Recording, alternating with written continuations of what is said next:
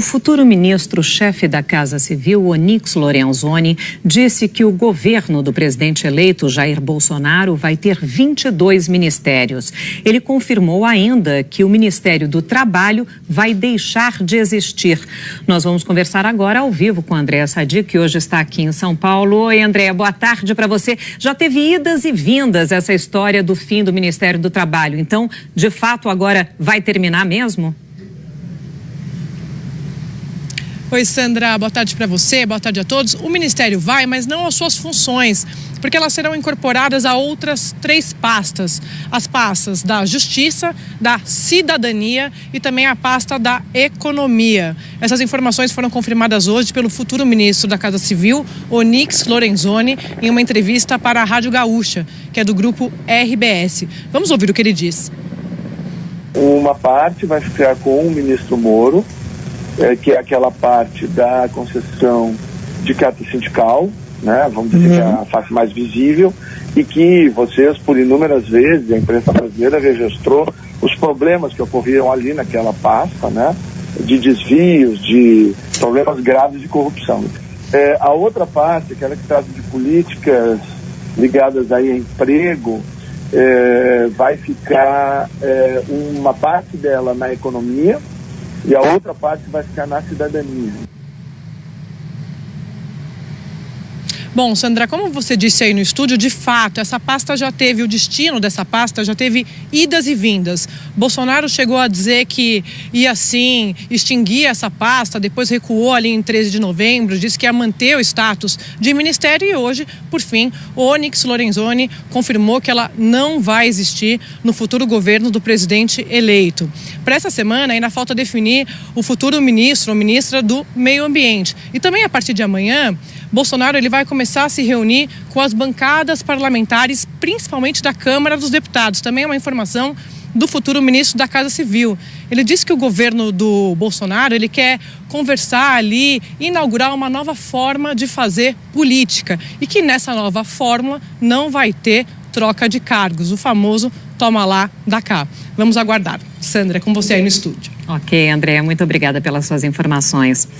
O Ministério Público quer que o ex-ministro de governos do PT, Antônio Palocci, pague uma multa de 20 milhões de dólares para continuar em prisão domiciliar.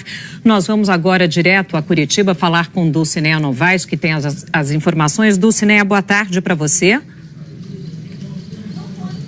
Boa tarde, Sandra. Boa tarde a todos. Na decisão que permitiu que Palocci saísse, cumprisse prisão domiciliar, o juiz Danilo Pereira Júnior considerou que os 37 milhões que Palocci já tem bloqueados pela Justiça bastavam para que ele fizesse ou pudesse sair da cadeia. Isso porque o acordo de colaboração assinado com a Polícia Federal tinha essa previsão. Mas, segundo o Ministério Público Federal, essa cláusula foi vetada pelo TRF-4. Portanto, quando homologou a delação do ex-ministro. De acordo com os procuradores, para permanecer na prisão domiciliar, Palocci tem que pagar 20 milhões de dólares, ou seja, cerca de 68 milhões de reais em valores corrigidos, além dos 37 milhões que ele já tem bloqueados. O juiz ainda não respondeu ao pedido do Ministério Público Federal. Palocci foi condenado a 9 anos e 10 dias de prisão em regime semiaberto. Ele deixou a prisão na quinta-feira da semana passada, mas ainda responde a mais 2 processos da Lava Jato aqui em Curitiba. Nós entramos em contato com a defesa do ex-ministro, mas até o momento não obtivemos resposta. Ok, Dulcinea Novaes, muito obrigada pelas suas informações. Novas revelações apontam mais indícios contra o governador do Rio de Janeiro, Luiz Fernando Pezão. Ele foi preso na semana passada, suspeito de manter um esquema de corrupção. A reportagem é de Fabiano Andrade. Nesta planilha apreendida pela Polícia Federal, os nomes Pezão, Bigfoot e Pezoni aparecem ao lado de valores que somam mais de 2 milhões e 200 mil reais. Segundo o Ministério Público Federal, os apelidos se referem ao governador preso do Rio de Janeiro, Luiz Fernando Pezão. A planilha, de acordo com a PF, foi feita pelo doleiro Álvaro Novis, delator da Lava Jato. Ele disse na delação que entregou dinheiro para Luiz Carlos Vidal Barroso, o Luizinho, assessor de Pezão e que também está preso. O doleiro gravou uma conversa telefônica entre um funcionário da corretora de valores dele e Luizinho. Nós temos novidades aí e temos que conversar. O chefe também queria bater um papo com você. Marcar uma reunião com o chefe aqui? Aonde, cara? Barra. Na Barra? É, seria para conversar, pra gente esquematizar isso. Ah, entendi, aquela reunião daquele projeto, eu entendi. Mas aonde na Barra, Márcia? Eu te dou o endereço direitinho, pode ser na nossa corretora lá. A conversa foi no fim de julho de 2014, durante a campanha de Pezão ao governo do Rio. Em outro telefonema, o funcionário diz que tem uma documentação para entregar a Luizinho. Tem coisas que eu tenho que resolver, documentação para te entregar, e o chefe quer ver com você como é que está a melhor forma de fazer. A polícia conseguiu cruzar os dados da localização dos celulares dos investigados neste dia. Segundo as investigações, documentação é o dinheiro da propina. E o chefe mencionado na conversa é o doleiro Álvaro Novis, que, segundo a polícia, se encontrou com Luizinho, assessor de Pezão, num shopping da zona oeste do Rio, pouco depois do telefonema. Para os investigadores, foi neste encontro que eles combinaram a entrega de 3 milhões de reais para Luizinho. Segundo o Ministério Público Federal, há provas de que Pezão recebeu quase 40 milhões de reais entre 2007 e 2015. O dinheiro não apareceu até agora nas contas ligadas ao governador.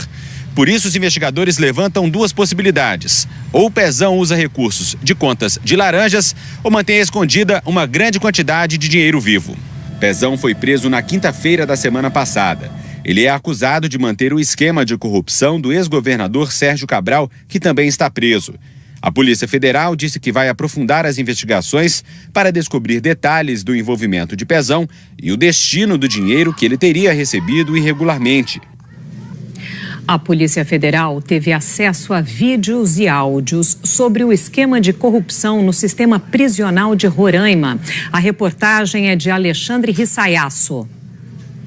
A Polícia Federal diz que o esquema de corrupção que movimentou 70 milhões de reais desde fevereiro de 2015 contribuiu para falir o sistema prisional de Roraima. A Operação Escuridão da semana passada descobriu que o verdadeiro dono da empresa contratada para fornecer alimentação aos presos é o empresário Guilherme Campos, filho da governadora Sueli Campos, do Progressistas. Segundo as investigações, a empresa, que mudou de nome algumas vezes e hoje se chama Quali Gourmet, está até hoje prestando serviços graças a pagamentos de propina a integrantes do governo do estado e licitações fraudulentas. Com autorização da Justiça, a Polícia Federal monitorou os celulares dos suspeitos e gravou pagamentos de propina. Em outubro do ano passado, Clóvis de Castro Machado, funcionário da Quali Gourmet, telefonou para o então secretário de Justiça, Coronel Ronan Marinho. Comandante, estou num carro aqui nesse portão da entrada. Eu vou sair aí. Aqui na frente. Tá bom.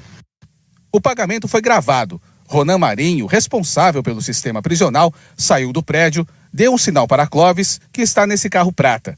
Depois de pegar uma mochila vazia, ele foi até o carro de Clóvis. Os dois foram para um outro ponto da cidade. Quando o carro parou, o secretário desceu com a mochila nas costas e foi embora. Segundo a Polícia Federal, os pagamentos de propina eram sempre feitos em dinheiro. As investigações apuraram que desde 2015 os suspeitos sacaram 17 milhões de reais dessa agência bancária na zona norte de Boa Vista. A operação da PF prendeu 11 pessoas. 9 delas, inclusive Ronan, que também é chefe da Casa Militar, estão presas no comando de policiamento da capital. É ele quem aparece nessas imagens, caminhando e fazendo alongamento. Lá também está preso outro ex-secretário de Justiça, Josué dos Santos Filho, e Renan Pacheco, que se elegeu deputado estadual nas últimas eleições. A esposa dele, Simone de Oliveira da Cruz, está em prisão domiciliar. Guilherme Campos foi preso em um condomínio em Brasília e está na carceragem da Polícia Federal.